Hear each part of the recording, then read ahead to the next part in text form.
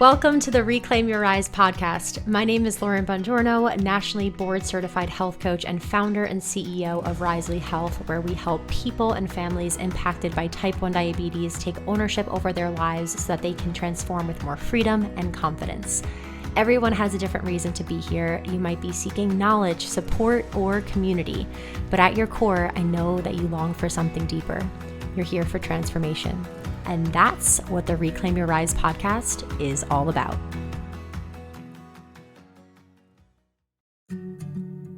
It helps the medicine to work better simply because their body is not in a sympathetic hyperarousal, and they're not fighting against the healing process. And so one of the things that slowing yourself down and stimulating the parasympathetic nervous system does is it helps bring your body into the healing response.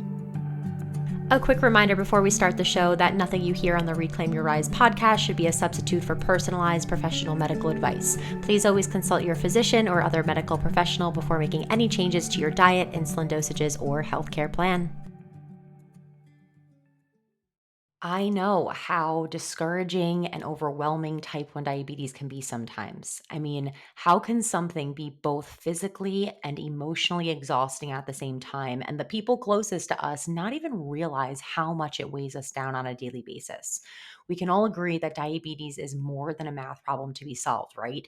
It's really an experience to be managed. So, we built the Decide and Conquer group coaching program that has helped over 400 women reclaim the life they deserve over the years. The DCB is our 12-week program created for people like you who crave more confidence and empowerment around their type 1, both in numbers and mindset. This group is led by our coaches who live with type 1 to help you find the root of what's holding you back, learn the patterns and discover strategies that work, and create sustainable behavior change. The DCB group only happens a few times a year, so don't let another year pass, another round pass if this is something that you know that you need. Apply for coaching, talk to our team. This is the moment that you stop struggling alone and finally experience freedom and confidence with diabetes.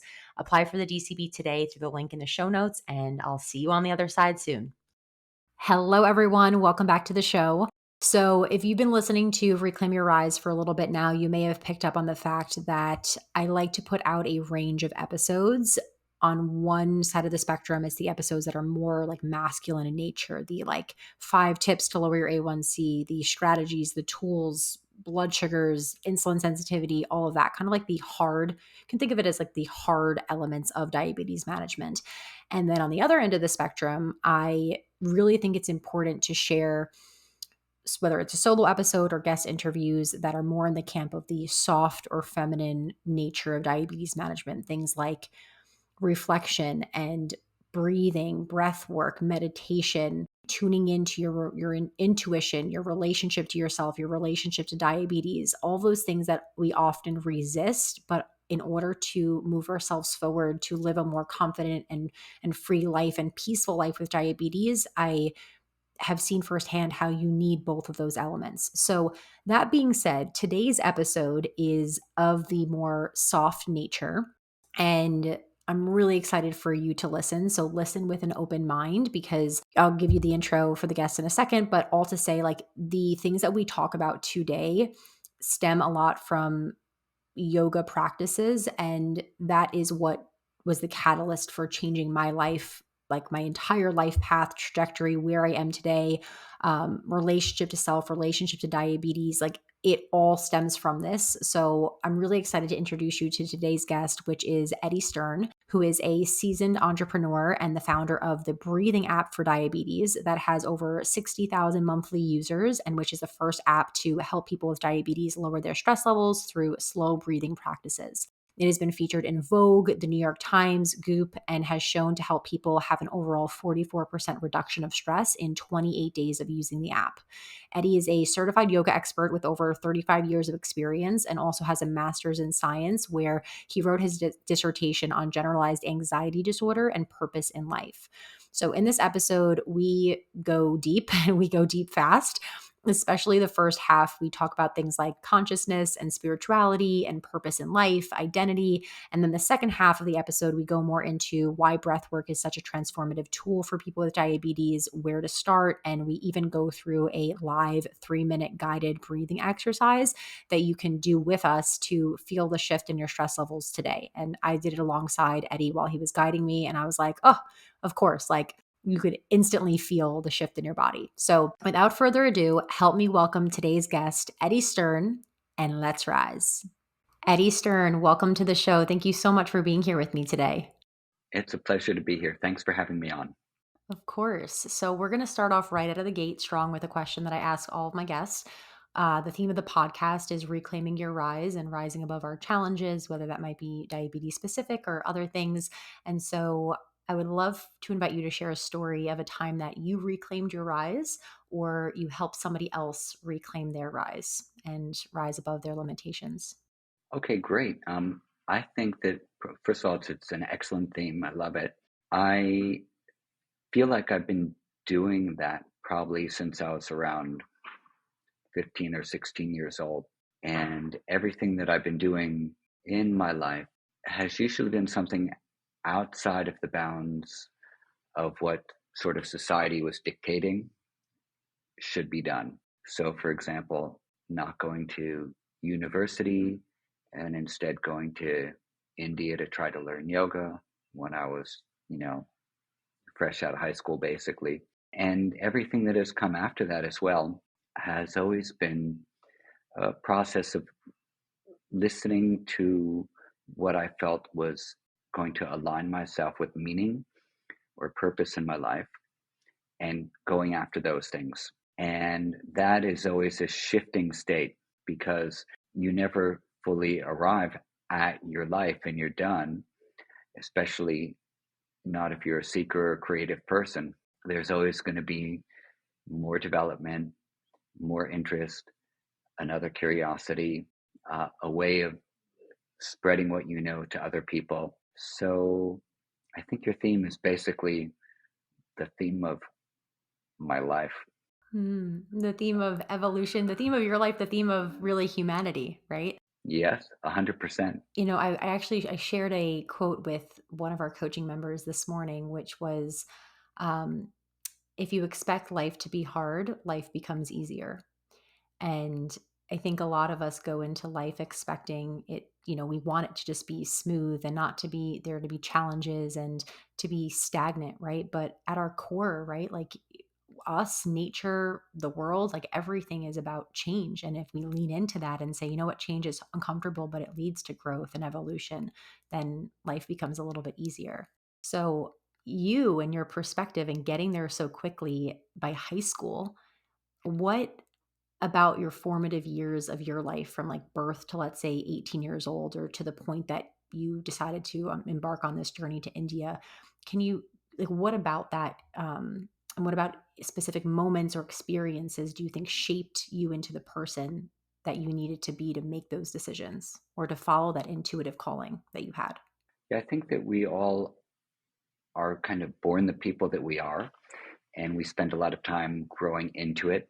And sometimes that learning curve or that growth curve is longer, and sometimes it's quicker. And you can see this in people as they work through their lives and all that. Just in regard to the quote that you shared, I 100% agree and love that.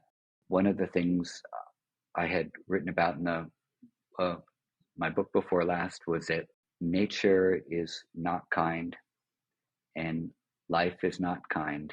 It just is going through its own thing and it's not really too concerned about the problems of humanity and the things that we cause and the stresses we create. Nature is going to do its own thing. We should expect that. There's going to be change and there's going to be upheavals and there's going to be challenges.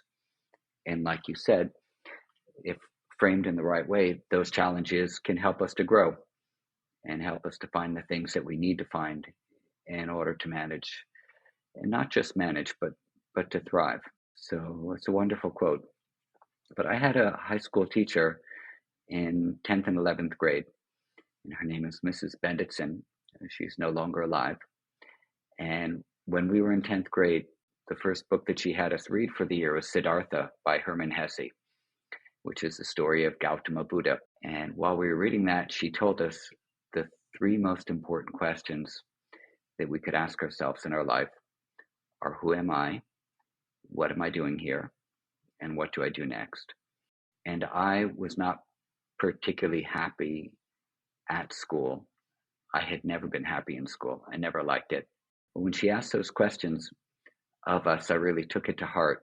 And I thought to myself, who am I? And in that moment, I was someone who wasn't finding meaning where I was. And it gave me the permission to think about where I could find meaning and what I could do to find meaning. And that was primarily through art and music and creative expression. And so the what do I do next question was my action step. All right, I'm going to spend my time getting good at playing music and creating things in the art studio. And that was basically it. Who am I? What am I doing here? What do I do next? And those three questions stayed with me, and they continue to stay with me, up until today, about how do I navigate when things are challenging, when they're not flowing, when I'm confused, when I know something needs to change. Because the who am I part, as as consciousness never changes. Consciousness is always observing. And in the yoga traditions, consciousness is not affected by change in nature, but our mind is nature. And the characteristic of our mind is change. If we get lost too much in thoughts and thinking and rumination and catastrophizing and worrying and second guessing our planning and second guessing our intuition, then we get lost in the winds of change. So the trick is to form a relationship with awareness, with consciousness, with the observing aspect of us. And then when we get in touch with that observing aspect, as you know from yoga, you get a little bit of distance from the thinking mind, and the observer can help make choices. So well said, and a really important foundational element for us to discuss for the rest of the podcast, because I remember reading Eckhart Tolle's, oh gosh, help me. What is his main book? It's at the tip of my tongue. Eckhart Tolle's. Yeah. Definitely edit this out of the podcast. That's okay. Yeah, we'll get this. The power of now. Power of Now. Yes, exactly. The Power of Now. And I remember reading that in high school, and it was the high school or like early college. And I remember it was the first time that I was able to separate myself from my thoughts and realize that I can observe myself and I am not like in myself, if that makes sense. And it was like from that point forward, my life and my perspective on life was wildly like different, 100, a 180. And the observing, right, helps you realize that the who I am question is not I'm not a sister, a daughter, a person that other people have put on me that, maybe, is really sharp to respond or is bitter or is this or whatever other people have characterized you as, not, talking about me, myself, but just generally. And then there's also the thoughts that you've created, those stories that you think are part of you. For diabetes specifically, it can be like, I am not a good diabetic, or I am somebody who disappoints the people around me because of my health. And you realize that you can just be a watcher of that, and you can be a director and a guide for the direction that you want to go. So do you also feel that like the who I am question can change, like your answers to that can change over time, or do you feel like who I am is finite from the time that you're born? There's, I think, a relative and an absolute who am I. The absolute who am I, from Indic knowledge perspective, is consciousness, is witness, is awareness, is pure being. And in that pure being is this sense of unlimited joy or completion or fullness, which, basically shines through your life. But then there's a relative who am I, and that is I'm a son, I'm a father, I'm a husband, I'm a friend, I'm a teacher, I'm a researcher, I have responsibility. So it's not that I'm not a father, I'm not a son, I'm not a husband. I'm not only a father, I'm not only a son, I'm not only, etc. So what we do is we pick an identity and we hold fast to that identity, thinking that that's our reality. But that's only a partial reality. It's not fully who we are. And it's not that that thing is false. That thing is also very real, especially if it's in a relationship with someone else, but it's not only who we are. So there's a word in yoga called avidya. And avidya means, sometimes it's translated as ignorance, but this is a very limited translation of it. A more broad translation is not knowing fully who you are. You might know a part of who you are. You might have some ideas about different identities we hold, but that's not who we fully truly are. To inhabit both of those planes at the same time gives the kind of space you were just talking about. And that allows us to try to be really good at being a son, really good at being a dad, really good at being a husband, really good at being a friend. Because being a human being is a practice. Like, we don't just get it right from the start, we all know that. So we have to be very considerate and deliberate about working on how we express ourselves in each of the relationships that make up life. And essentially, what we can come down to on a basis is thinking life is relationships. How do I relate to the air around me through breathing? How do I relate to the space around me through how much space I take up, or how I operate with my body and how I treat other people? And then, of course, there are all the human and animal and elemental relationships as well. So everything is relationship. And we're part of this whole big string of relationships, which is called interconnectedness. Well, before we go any further, I would love for you to describe in your 35, plus years of experience and journeying and learning and studying and observing, why is this important? Right? Because I think that where we're headed and learning more about breath work and mindfulness and presence, really we have to get everybody listening their buy-in to this, right? Because I think a lot of people relate to the parts of identity of the going, the moving, the who am I in the physical body every day. I wake up, I am, doing I'm a parent, or I'm a friend, or I'm a this, and I'm doing this, then I'm going to work and I'm doing this, right? It's very much I think identifying with those parts, not so much that like deeper consciousness that you're talking about. So for somebody who's like, I see meaning in productivity, or I see meaning in my output in a day, why is it important to tap into that conscious part and to slow down in order to get there? Yeah. So if you happen to say, I see meaning in my productivity, I see meaning, whatever it might be.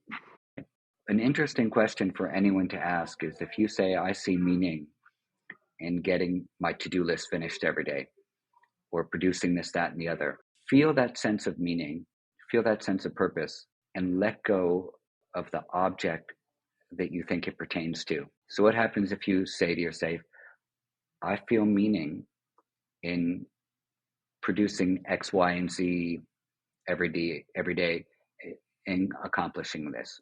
And then you take the accomplishing this, whatever it might be, you let go of it, and you just say, I feel meaning. And then see what that meaning feels like in your body, in your mind, in your spirit. And then what happens is you turn an outer accomplishment into an inner sense. And in that inner sense, you can start applying that to anything that you want to, so that your sense of inner meaning isn't dependent on an external accomplishment. Because then you're going to need that external accomplishment every day, or a lot. And if you don't get that external accomplishment done, then you're going to feel less than. Oh, I didn't accomplish, therefore no meaning. So rather, you leave off the object. The object is completely random for why it made you feel that way. But the feeling is important. So you start meditating on the feeling, and then you can just feel meaning in very small things. And that's quite nice. This is freedom.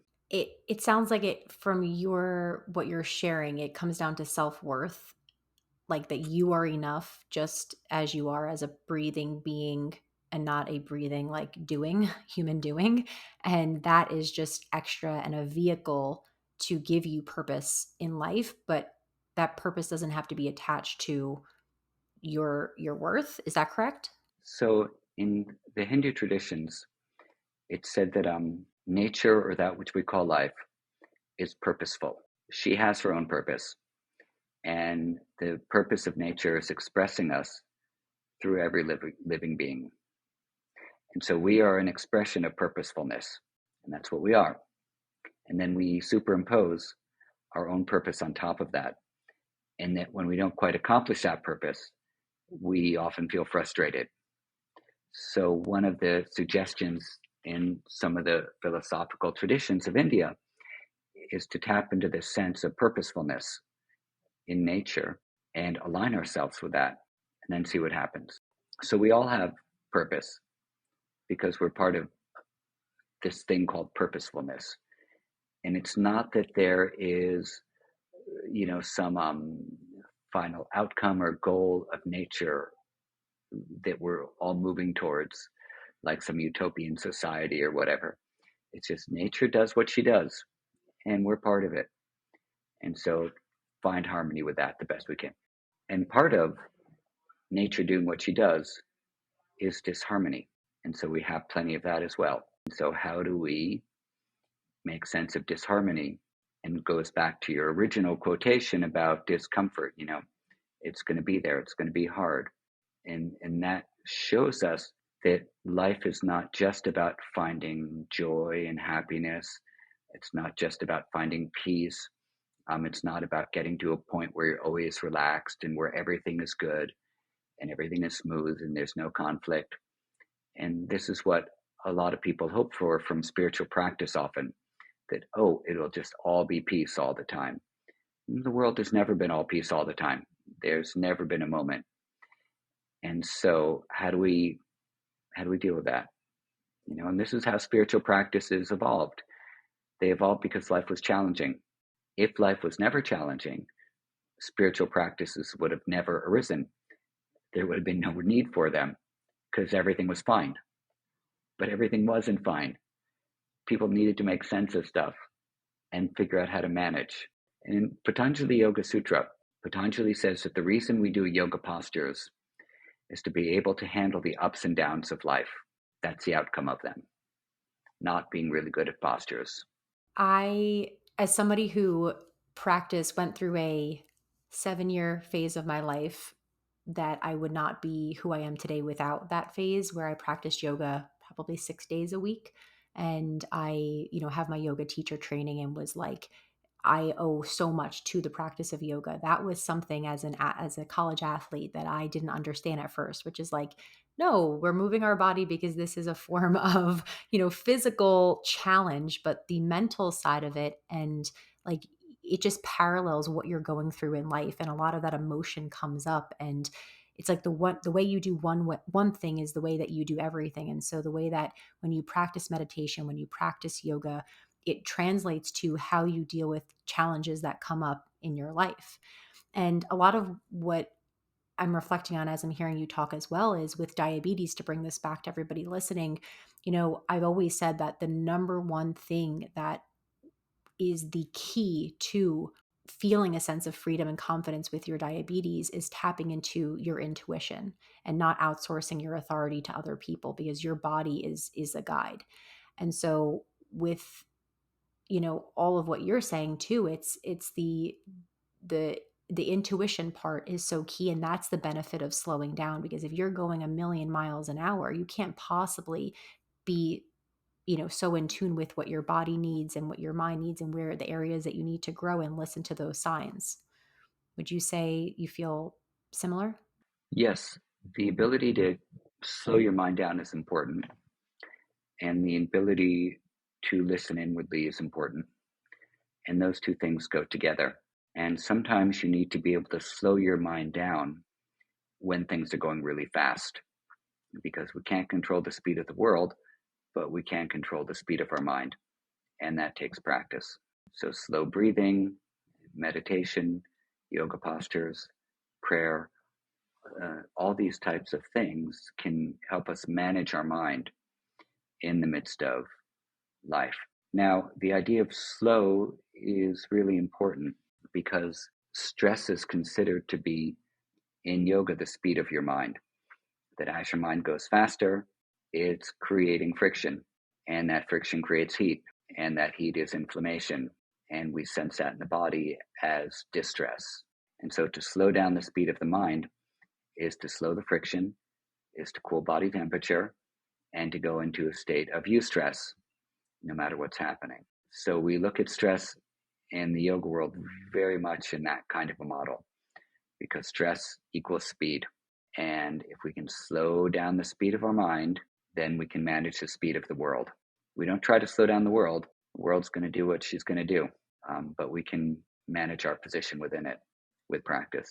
Right. And it comes back to what you said earlier about freedom and harmony, right? Like that is what we're all at the end of the day, right? We're searching for more inner peace, more harmony with ourselves, with the ones around us. And a lot of people, if we're being honest here, in a very victim mindset of, well, I can't have that until I have this, or because of these factors around me. And it truly is like you are, your world is a reflection of you. And that inner work is so key. So I'm curious to go back to when you went on this journey to India to, practice yoga. Like, what was that like? And what did you learn about that time that wasn't something you knew prior to that? That's a cool question. I didn't know anything about India when I went there. And so when I arrived in India, it was everything was unexpected, but I was on an adventure. And New York City in the 1970s and 80s was also very much an adventure. It was dangerous and it was creative, and there were all sorts of neighborhoods that you go into that were unknown to you and not always safe. So going to India was like an extended adventure outside of New York City. It's not like I was going from quiet farmlands or something like that to a country with hundreds and hundreds of millions of people. I was coming from a super crowded city where you grew up with street smarts to another very crowded place. So I wasn't overwhelmed with India. I was happy to be there and excited for a new adventure. And everything was just new and interesting. And I just was in the country. That's it. I was ready to be in that experience.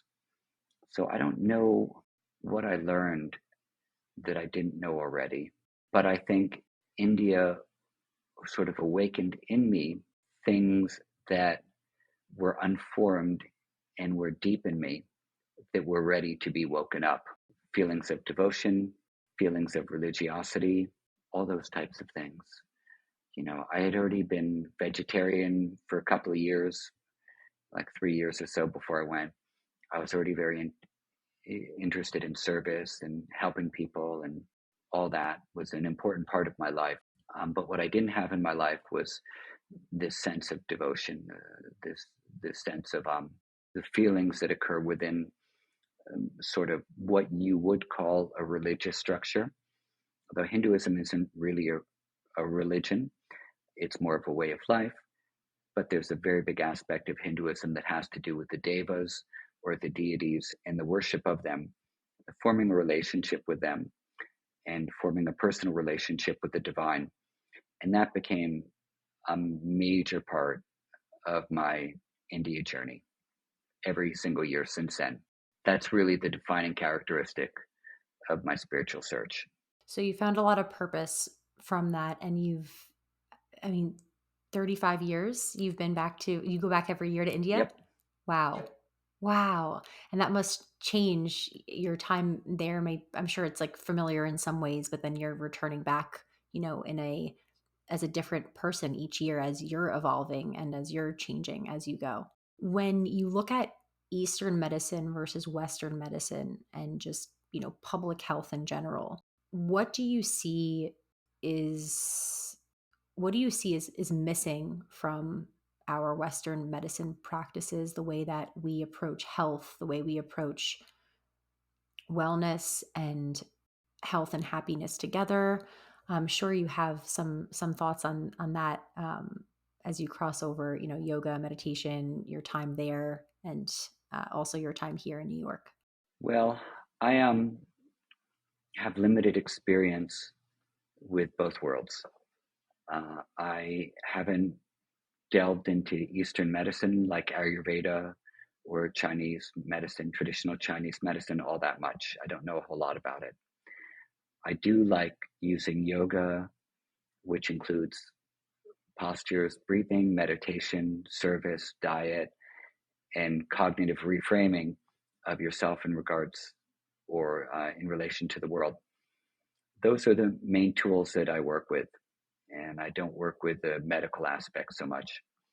And in regards to Western medicine, I well, let's see, I'm not too sure how to put this, but you know, doctors are some of my favorite people.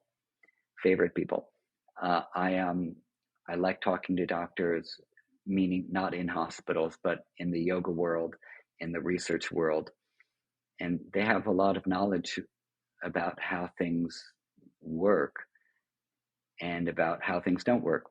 They don't have the answers to everything, obviously. Nobody does, at least nobody I've met yet. Maybe someone has the answers to everything. But in medical settings, there's certain things that doctors are really, really good at and certain things that they're not equipped to do. And I think one of the things that they're largely equipped to do are going to be surgeries and the use of certain types of medicine for certain types of diseases. Not all medicines are going to work, but also not all yoga poses are going to work. But where the medical field might be lacking is in the holistic aspects where we're going to be looking at things like diet, things like managing your emotions, things like managing stress. And those aren't things that doctors are trained how to do. There's very little discuss of diet in medical school, for example. I also do research on yoga and I publish and I work with different universities, and soon I'll be working with some different hospitals on some studies that we have coming up now too. I like these atmospheres for doing serious research. And also I have one of the things that led to the creation of our first breathing app was that I have a congenital heart condition that maybe one day might need surgery. If I was living a non-healthy lifestyle, if I was eating meat, if I was smoking, if I was drinking, if I wasn't exercising, most likely I would have needed heart surgery by now. In fact, when the heart condition was first diagnosed, probably, let's see, I think maybe it was in 2006 or something like that. So 18 years ago, my doctor told me probably in 5 years, you need a valve replacement. And so knock wood, we're going on 18 years and my doctors are still saying probably 10 years out. So, and because of insurance in New York, I keep getting new doctors every once in a while. So they keep getting a fresh look at it and they say nothing's changing. So, just keep monitoring it, but you got some time. And I'm pretty certain that a strict adherence to a healthy lifestyle, mentally and physically, has been helping me stave off this surgery. Knock wood. I'll knock sheetrock. I have wood. I'll knock for you. Yeah, thanks. So, and that's an experiment, and I'm curious about it. So now, not everyone is that lucky, and they don't have lifestyle guidance, or they don't have a doctor who can say to them, look, if you are able to do these things, you'll really be able to avoid a surgery or you'll get little bit of a longer life. But they don't know how to guide the patients in these particular things. So the gap that I'm trying to fill in my life now with my team is very simply be adjunctive treatment along with medical treatment for non communicable diseases. And we've started by focusing on diabetes for a number of reasons. Um, and for example, in America, there are approximately 63 million reasons um, to focus on diabetes, and globally, approximately 537 million reasons. And these are all people, not all of them, but a lot of them, who, on top of their treatment, have to deal with stress. So, with many of the conversations I've had with my friends who are doctors who are treating people with diabetes, the thing that they have reported to me is that they cannot help their patients with their stress levels, with the daily stress levels. They can help them with medication, they can give lifestyle suggestions, but they can't be there for daily stress reduction, stress management, cognitive reframing, whatever. And we know that also stress is a big driver of the symptoms of non communicable diseases. And in some cases, stress is the cause of these diseases. So I'm really interested and committed right now to seeing how we can make these practices, largely from the yogic traditions, accessible, easy to do, and provide constant support for people to use as adjunctive treatment to support what other treatment plans they have and see the differences they make.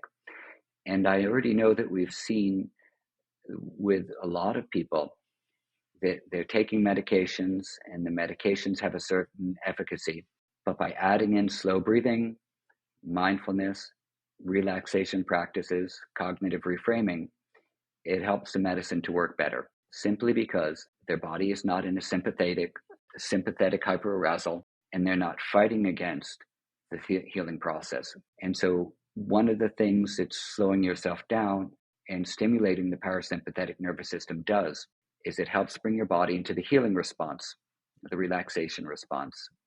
And so when you're in the healing response, that's going to help whatever other healing modality you're going through. We see ourselves largely as supportive. And I think that's, I'm sorry, and I think that's, and so in answer to your question, um, what I think is these two systems work very well together. The traditional medicines and the allopathic medicines, they work well together and they should be used together every case necessary. I often find that we think that the solution and the answer has to be way more complex than it actually is. Like breathing at its core, right? Like we're breathing every day, and so I know that there are a lot of people, specifically with diabetes in our community, where they're looking for solutions to increase their insulin sensitivity and improve their blood sugars, and they think it has to be this restrictive, diet plan or these intermittent fasting for, X amount of hours in a row, or these things that are not working with their body and instead working against their body, or doesn't feel like harmony. Where when we strip away and we just start from the basics of like, let's move our bodies, let's drink more water, let's breathe, let's slow down, let's practice mindfulness, let's connect to the people around us, like all of those things. And then of course filling in the other gaps, that's foundational. If there's cracks in those, you're building on top of an unsturdy foundation. So with breath work, would you be open to even just walking whoever's listening right now through, and I would love to participate as well, but just a few moments of breath so we can just feel the difference in our body, of the difference between passively breathing and actually turning on our parasympathetic nervous system.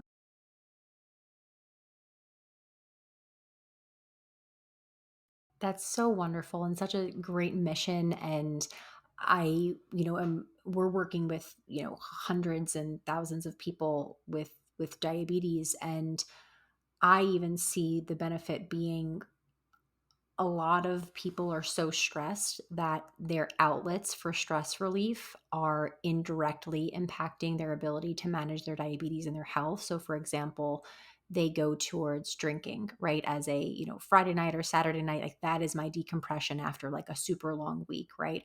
Or food, right? And not having a relationship to food that really supports them. And all these indirect things beyond just, like you said, the quantitative A1C or time and range. But I do believe that slowing down and breath work and everything that we talked about today and that you've shared, 100,000%, if practiced and added into your life, like you will see a positive results and impact on your health, overall mental and physical. So thank you so much for creating the app and for just dedicating your life to improve helping other people improve theirs. You mentioned that you have a few books. Would you mind sharing, just ending on this note, sharing where people can, if those books are applicable, get those books, or if you want to send people directly to the App Store and how to get the app, please share with us. For sure. The breathing app for diabetes, you find it in the App Store and in Google Play, and it's called TBA for diabetes. And the books, the first most applicable one, it came out 2 weeks ago. It's an Audible original, and it's called Healing Through Breathing. And it's 4 lessons for reducing stress and increasing happiness in your life. So that's a 2.5-hour Audible book. It's an Audible original. It's not terribly long. You can listen to it over a course of a day or two. There are 4 breathing practices in there that are helpful in the same ways that we just did.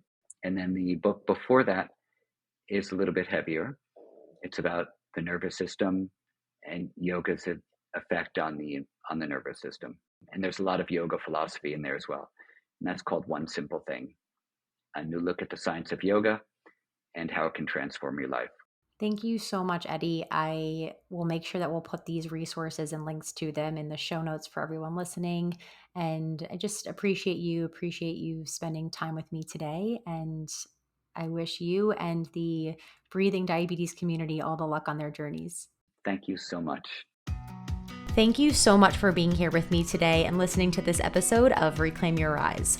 To let us know that the episodes we're putting out are impactful and to help us get our street cred up and let everyone else know that this is something worthy of their time to listen to, please leave a rating and review on our Apple Podcast, send the show to other people impacted by T1D or maybe even your doctor, and share it on social media tagging @Risley Health and @Lauren_Bongiorno.